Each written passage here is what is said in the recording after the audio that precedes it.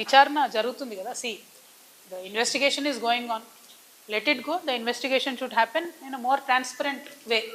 And anyway honourable KCR garu was the chief minister for last 10 years, so they might have called him and he will answer for it, whatever they have called. So I have nothing to do with it. I am like you, waiting for the result. I am hoping that this entire phone tapping thing will be concluded somewhere or the other instead of just dragging it.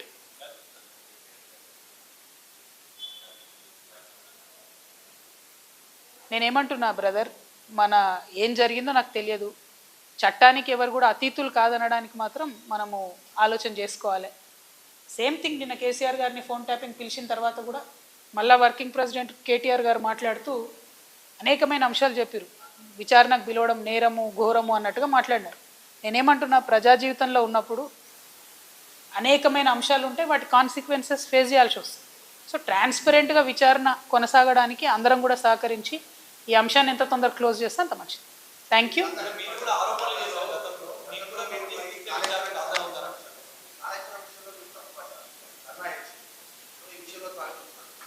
నేనేం తప్పు పట్టట్లే. నేనేమంటున్నా, వారు మాట్లాడిన మాటలు చూడండి. ఎట్లా అయితే మంచోడైనా చెడ్డోడైనా మేము చెప్పిన వాళ్ళకే ఓటేయాలన్నారో, అసలు మమ్మల్ని విచారణకే పిలవద్దు అన్నట్టు మాట్లాడుతున్నాం. అసలు ఆ సిచ్యువేషన్ ఎందుకు వచ్చింది? ఇన్ని రోజులు పిలవలేదు కదా కేసీఆర్ గారిని విచారణకు. ఇప్పుడు ఆ సిచ్యువేషన్ వచ్చింది కదా. ఆ సిచ్యువేషన్ ఎందుకు వచ్చిందో ఇప్పటికన్నా అంతర్గతంగా వాళ్ళు పరిశీలన చేసుకోవాలి. 1. 2, ఒకవేళ పిలిచిండ్రు అనుకోండి విచారణకు, పోక తప్పదు. ఇప్పుడు రేపు నన్ను పిలిచినా పోతా. నన్ను కూడా అప్పుడు ఈడీ సిబిఐ పిలిస్తే పోతే కదా. నేను చేసినా నేరం చేయలేదా అనేటటువంటిది నేను చేయలేదని నా మనసుకు తెలుసు, కానీ అది ప్రూవ్ అవ్వాలి కదా. ఇప్పుడు కూడా అదే జరుగుతుంది. సో చట్టానికి అందరం కూడా సహకరించాలి. పిలిచినప్పుడు పోతాం. కాకపోతే ఆ యొక్క ఆలోచన విధానం ఏదైతున్నదో అందులో మార్పు రానంత కాలం బీఆర్ఎస్ పార్టీని మాత్రం ఎవడు కూడా బాగు చేయలేదు.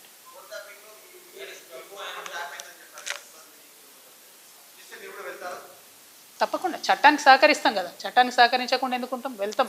ఓన్లీ థింగ్ నేనేమంటున్నా అంటే, కాంగ్రెస్ గవర్నమెంటు గుంటనక్కతోని కంప్లీట్గా మ్యాచ్ ఫిక్సింగ్లు ఉన్నారు కాబట్టి వాళ్ళు దీన్ని కంక్లూడ్ చేయరు. నిజమైన నేరస్తులు బయటకు వస్తారని నేను అనుకుంటలేను. ఏదో టైంపాస్ చేసి ఇప్పుడు మున్సిపల్ ఎన్నికలు 10-11 రోజులు హడౌట్ చేసి వదిలేస్తారేమో అనేటటువంటి ఆలోచన నాకున్నది.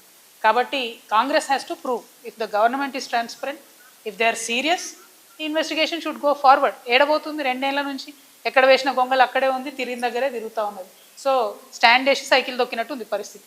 అట్లా కాకుండా కంక్లూడ్ కావాలని కోరుతున్నాను నేను.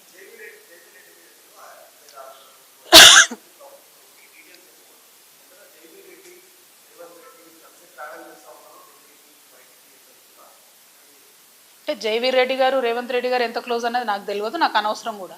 పాయింట్ ఏంటంటే, వారు బాధ్యత కలిగినటువంటి ఎమ్మెల్యేగా ఉన్నారు కాబట్టి వారి కంపెనీ నుండి 5,600 crores ఇన్వెస్ట్మెంట్ ప్లెడ్జ్ చేసిండ్రు ఇలా.